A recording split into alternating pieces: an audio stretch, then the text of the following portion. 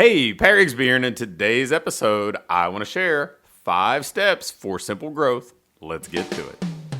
Welcome to the Fitness Business School podcast, the show for fitness business owners who want to grow their income, increase their impact, and improve their lifestyle. Be sure to listen till the end of this episode because we have a brand new special offer exclusive for listeners. So stay tuned.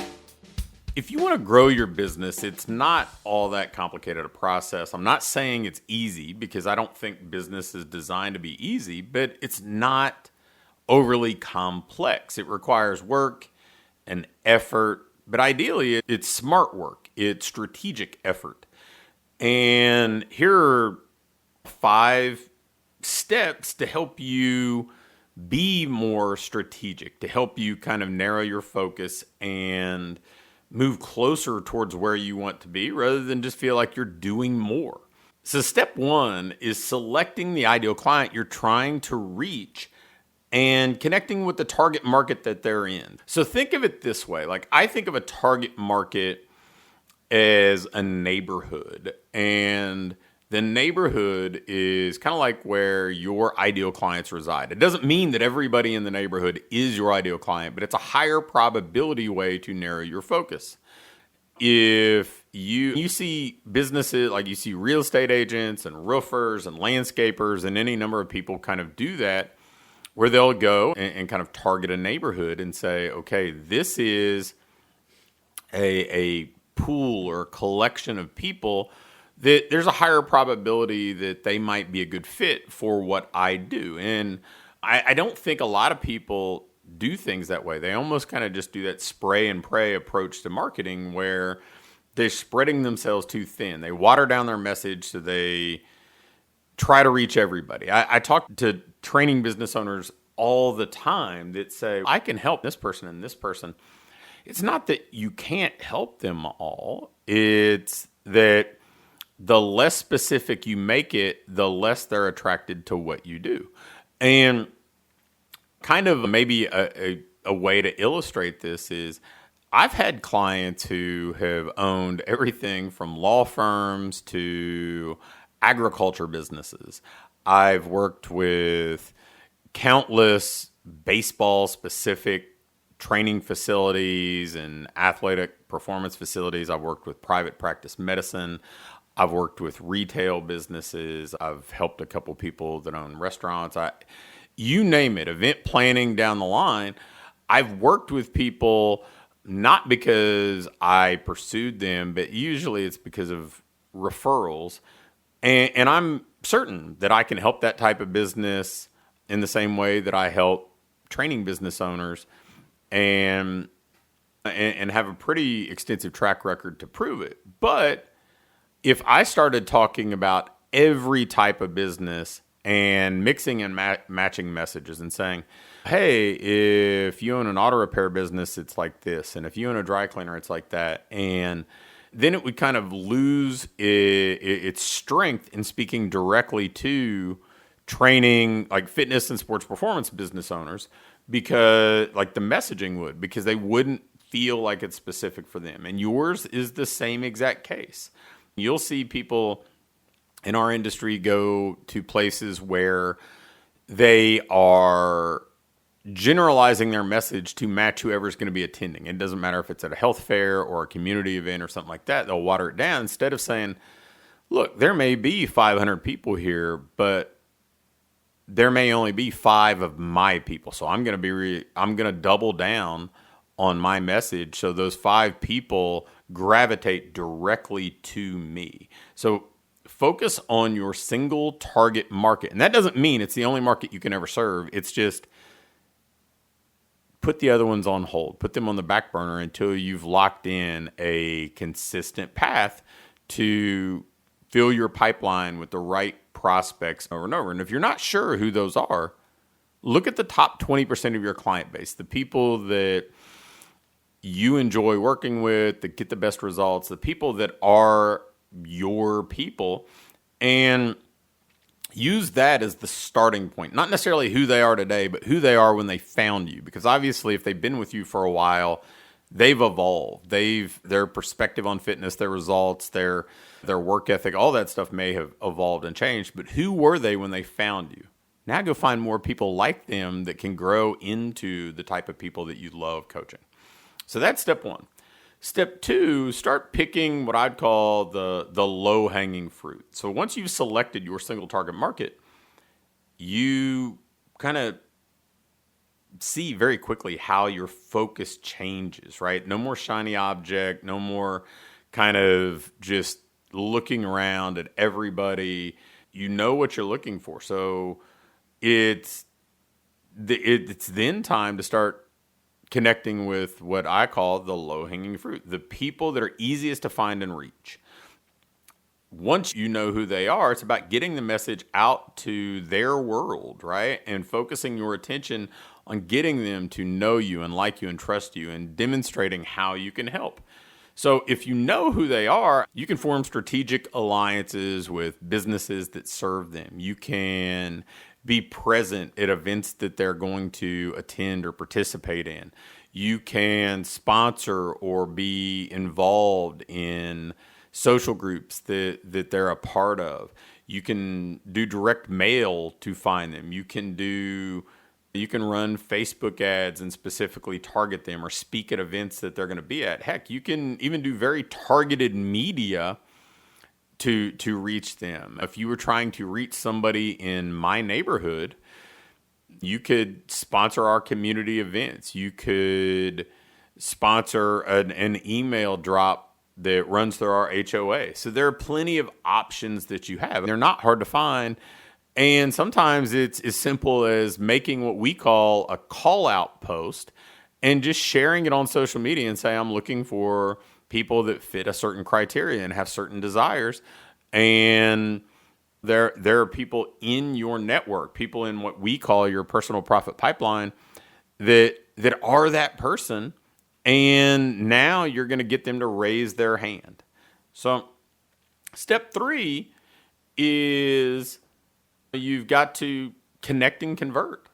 So you meet people and then you make as many offers or extend as many invitations as you can. And I love the word invitation in this sense because this isn't a kind of an adversarial thing, the way that some people make sales out to be. This isn't I win, you lose. This is an invitation for me to help you move forward and for me to be a guide or a partner in this journey to help you go from where you are to where you want to be. And so you invite them to experience it. You invite them to your irresistible offer. You invite them in for paid offers, trials. It's going to vary by business what's going to be the best approach for you. And you know what? Some people are going to want to work with you now. Some aren't. Some are going to say not right now, and the timing's not going to be great. And some they're going to experience the way that you follow up and see the social proof and see you demonstrate how you can help. And they're going to say, oh, you know what? Maybe this is for me. And so you just keep connecting with them. Obviously, I've sent a daily email newsletter for 18 years. And the number of people that say, I've been reading your newsletter for X number of years before they became a client is amazing. And that's okay. Would I like people to become a client sooner? Maybe. But I also know that if they join because they become a client, they start to work with me, it doesn't matter if it's consulting or in a group program or something like that.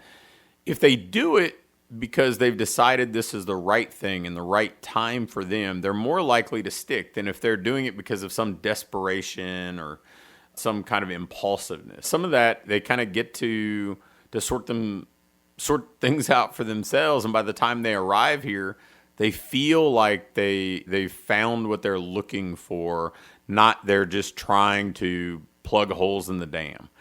And that's kind of why if you're listening to this podcast, this is the same type of conversation we'd have if you're sitting in the office with me for strategy, like a strategic planning session where we map out your ideal business, or if you come to a mastermind event.